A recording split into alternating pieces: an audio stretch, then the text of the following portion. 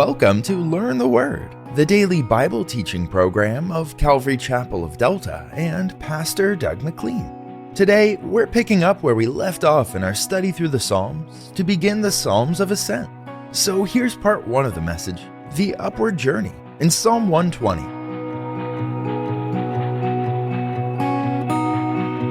Psalm 120 begins a series of psalms that are grouped together called the Psalms of Ascent.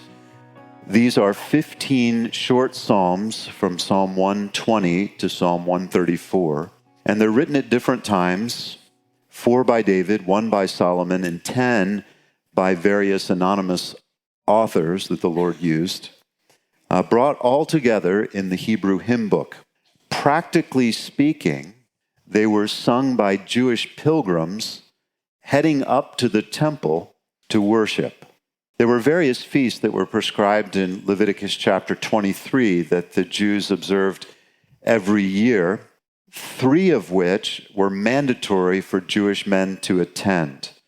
Deuteronomy 16:16 lists those 3. Deuteronomy 16:16, there you'll find that they all had to come up to the Feast of Unleavened Bread, which includes Passover. They all had to come up to the Feast of Pentecost, also known as the Feast of Weeks. And finally, they all had to come to the Feast of Tabernacles, or the Feast of Booths. And as the people traveled from all over Israel, they would ascend various hills and mountains because of the temple's location, set in the center of the country, in a mountainous area, in the territory of Judah. Thus, it was always spoken of as going up to the temple.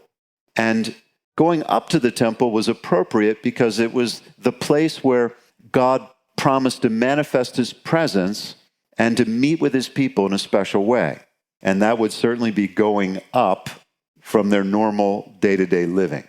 Hence the Psalms of Ascent, the Psalms where you're going up. Now for us as Christians, as you know, we have no physical temple. We have no special building or special city. In fact, Hebrews 13:14 says that we seek the city that is yet to come. We're seeking our heavenly home. And as we're seeking our heavenly home, hopefully we're all ascending, in a sense, to a higher life, to greater fellowship with God, a greater experience with the Lord. Less like who we were and more like the Lord who saved us. And so we have lessons to learn from the Psalms of Ascent. In fact, they take you up toward that higher life. So let's see what we can learn. Psalm 120, the psalmist wrote, "In my distress, I cried to the Lord, and he heard me." So he was in trouble. The word distressed has the sense of being squeezed, being in a narrow spot, a tight spot. And that brought distress in his life and inspired him to cry out to the Lord, a cry that he was confident that the Lord heard.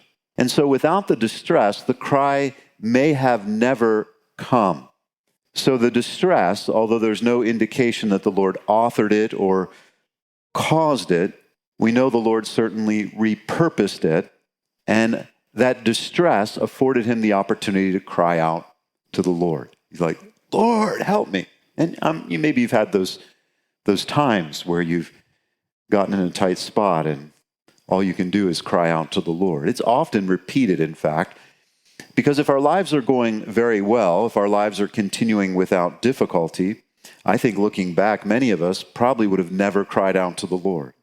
Romans 8:20 explains that this is part of God's design, his response, his reaction to the first man's sin and rebellion. Romans 8:20 says that creation was subjected to futility, not willingly, but because of him who subjected it in hope.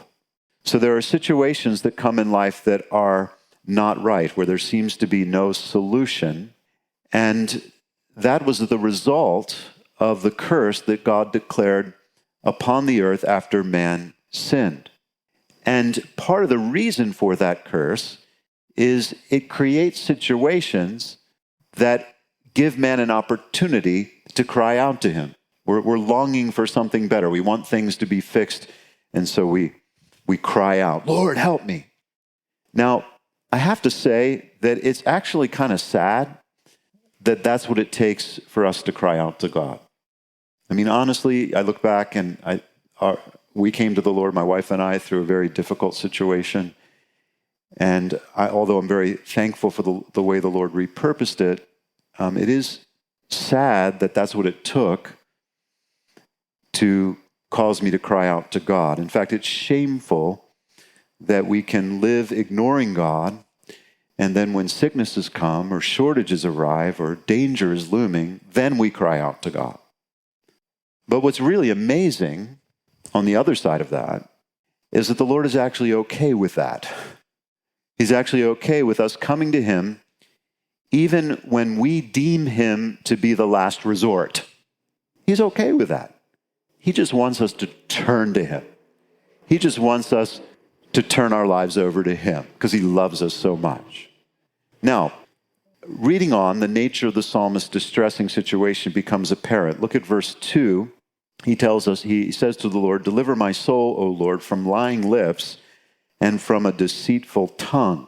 So his suffering, his stress was because of people's lies and deceit.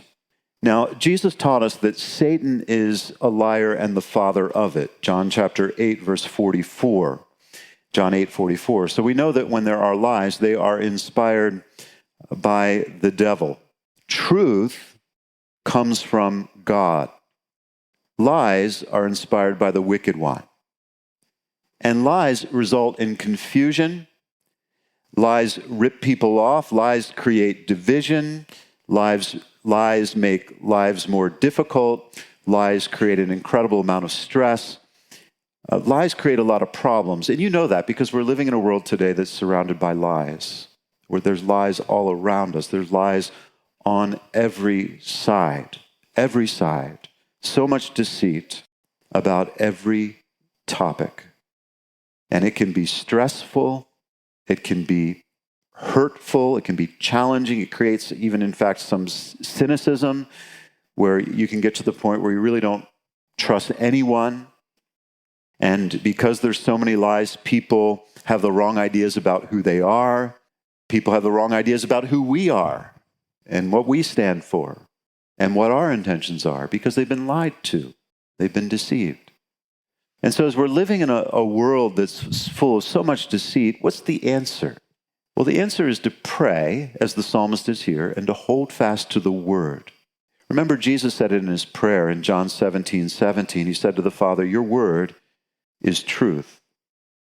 John 17:17. And he told us also, if we abide in his word, then we'll know the truth, and the truth will make us free. John 8:31-32.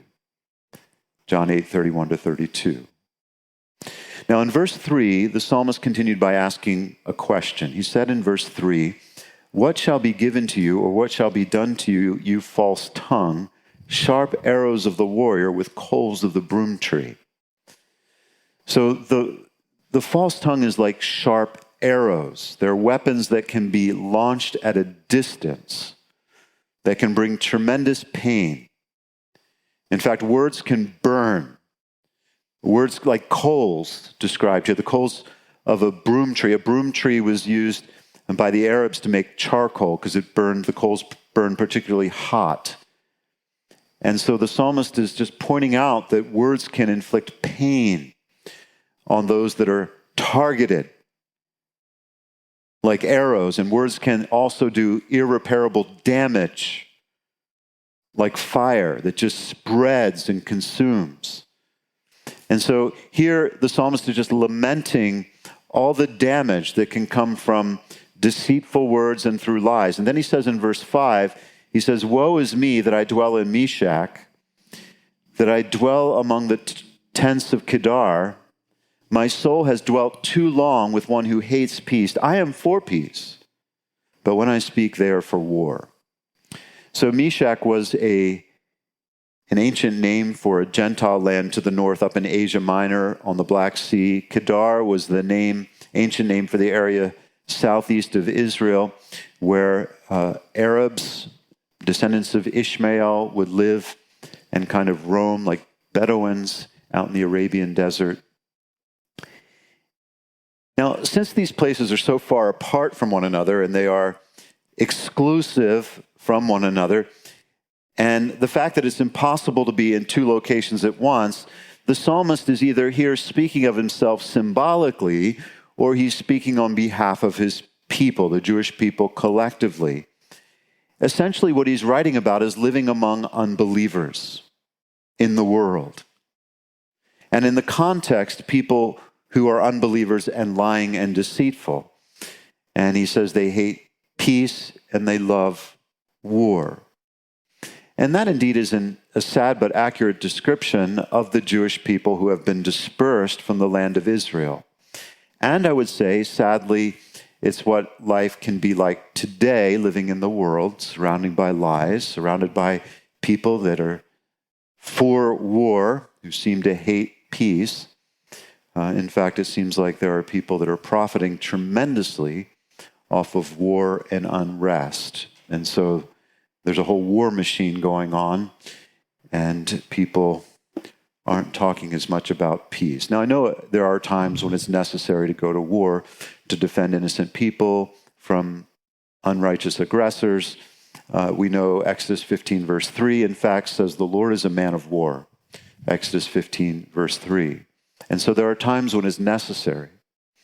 But as disciples, as followers of Jesus Christ, Matthew chapter 5, verse 9, Jesus said, Matthew 5, verse 9, "Blessed are the peacemakers, for they shall be called the sons of God." So we should always have a heart towards peace, seeking peace, seeking to make peace, seeking to reconcile men to God, seeking for people to reconcile. That should be our hearts. And so here, Psalm 120, the first psalm of ascent, was written by a man wanting to be delivered from the hardship that comes from living in this world, surrounded by unbelievers and liars. And so this is the beginning of his ascent. It's the first of the steps to ascent.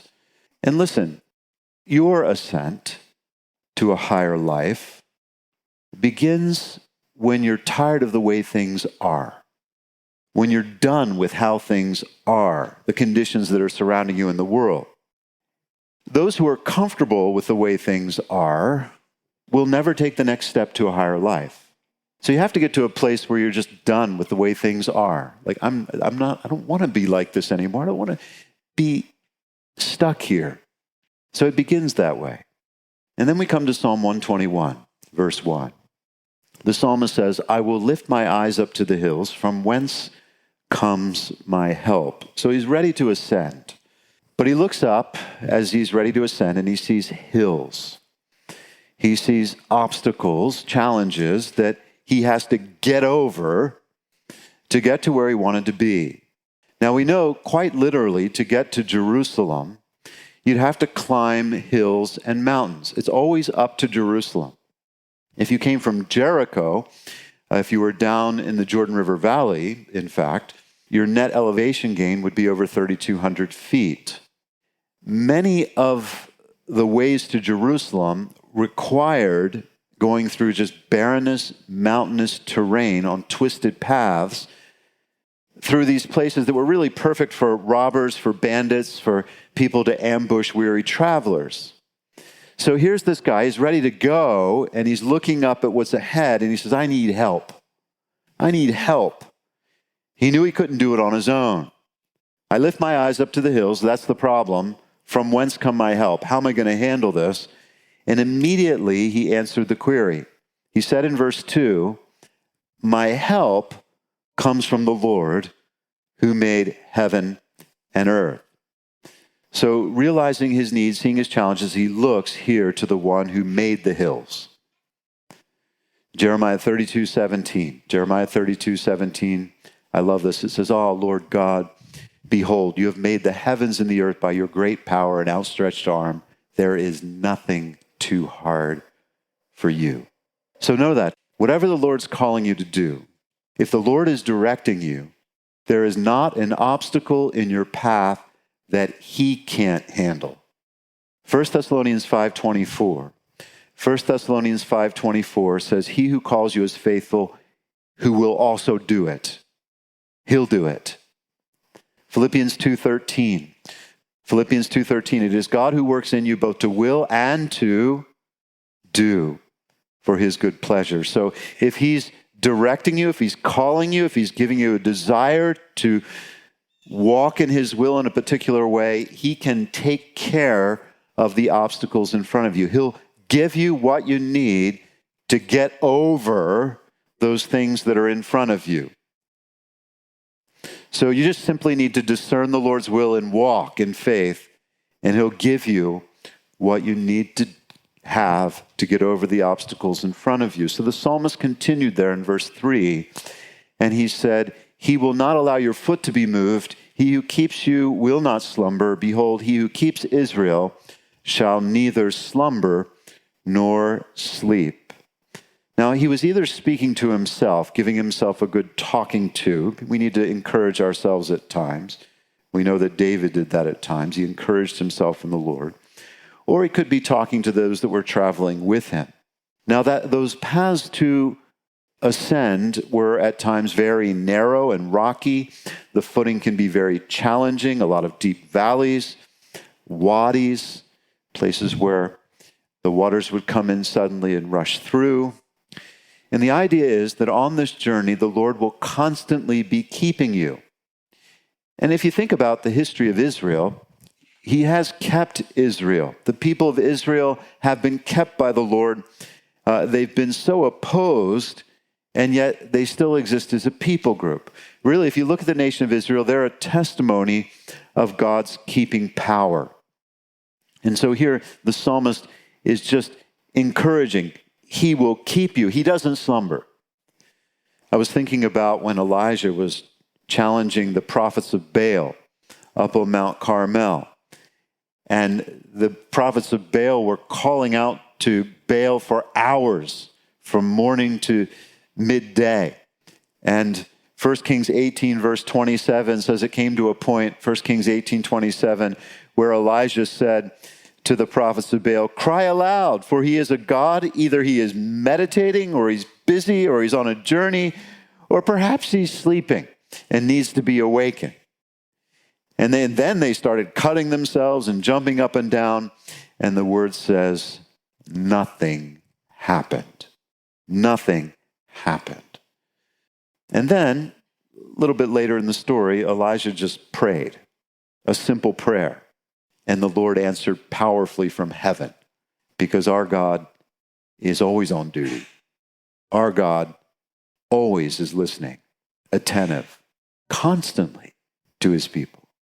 Jude verse 24 says this, Jude 24, that he is able to keep you from stumbling and present you faultless before the presence of his glory with exceeding joy. So he's able to keep you on the walk. Verse 5 continues in the same kind of idea. The Lord is your keeper. The Lord is your shade at your right hand. The sun shall not strike you by day, nor the moon by night. Now, the imagery here is rich. He's your keeper. We would say today he's your bodyguard. He's your protector. And he's near. He's at your right hand. He's right there. Now, the right hand is particular because most people, as you know, are right-handed. And if you were going into battle, you would carry your sword in your right hand and your shield in your left hand. And what that means is you're going into battle, actually your right hand is vulnerable. Your right side is vulnerable to an arrow or a spear or something launched at a distance, because all you have on that side is your sword. Your shield's on the other side. And so the person on your right hand was really valuable, because they would be protecting you from anything that would come to your right side where you're vulnerable. And so where it says the Lord is on your right hand, the sense is that he's there protecting you in those vulnerable places. And then the psalmist says he's your shade. He's your covering. And in the Middle Eastern intense sun, that would afford you comfort in the heat. He's also your covering at night. You can see that. He says, the sun shall not strike you by day, nor the moon by night, which means that you're The moonlight isn't shining on you, and therefore you're not exposed to maybe bandits that would take advantage of the darkness or beasts that would take advantage of the darkness. The idea is that you're hidden. Verse 7, there's similar assurance for the future. Verse 7, the Lord shall preserve you from all evil. He shall preserve your soul. The Lord shall preserve your going out and your coming in from this time forth and even forevermore. The Apostle Paul wrote in 2 Timothy 4:18, 2 Timothy 4:18, he wrote, and the Lord will deliver me from every evil work and preserve me for his heavenly kingdom. To him be the glory forever and ever. Amen. Listen, this is simple. If you've given your life to Jesus Christ, you're walking with him. He's going to get you home. It's that simple.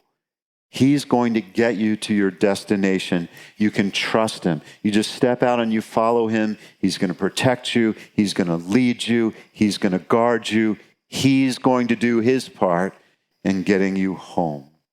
Now, Psalm 120 and 121, as we've gone through them quickly, there's no mention of the destination, just the origin and the obstacles and the journey. You know, you're starting in the world, dealing with lying, dealing with a world that's opposed, and then you have this obstacle you have to get over as you're making this journey. There's dangers on the journey. You get to Psalm 122, and he begins to deal with the destination. Look at Psalm 122, verse 1. The psalmist, it's a song of ascents of David. David wrote this one. I was glad when they said to me, let us go into the house of the Lord. Our feet have been standing within your gates, O Jerusalem. Interesting. In David's day, there was no temple. He's talking about going to the house of the Lord, but there was no temple.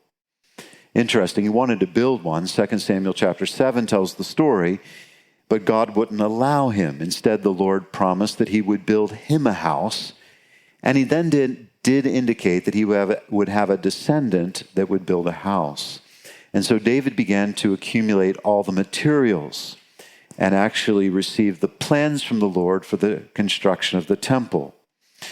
What's interesting is that earlier in 2 Samuel chapter 6, it was David who brought the Ark of the Covenant where God promised to meet with his people and speak with his people into Jerusalem. David was the one that brought the Ark of the Covenant into Jerusalem, and that's where God said he would meet with his people. But even in all that, there wasn't yet a temple. In 1 Chronicles 22, just after David purchased the threshing floor of Ornan, built an altar there, and prayed, the Lord answered by sending fire and igniting the sacrifice on the altar. You should read that story and check it out. 1 Chronicles 22, verse 1, then says that David responded to that by saying, this is the house of the Lord. And this is the altar of the burnt offering of Israel. In other words, at that moment, David recognized that that was the place that God had chosen for the temple. It's the place where Solomon would build the temple. It was the place where God's people would gather to worship. David said, this is it. This is the house of the Lord. This is the dwelling place of God. This is the place where God's family would gather to worship. So even though there wasn't a temple yet, David thought of that place as the house of God because God had revealed it to him. And so here in this psalm, David says, I'm happy to go. I want to go. I want to be there.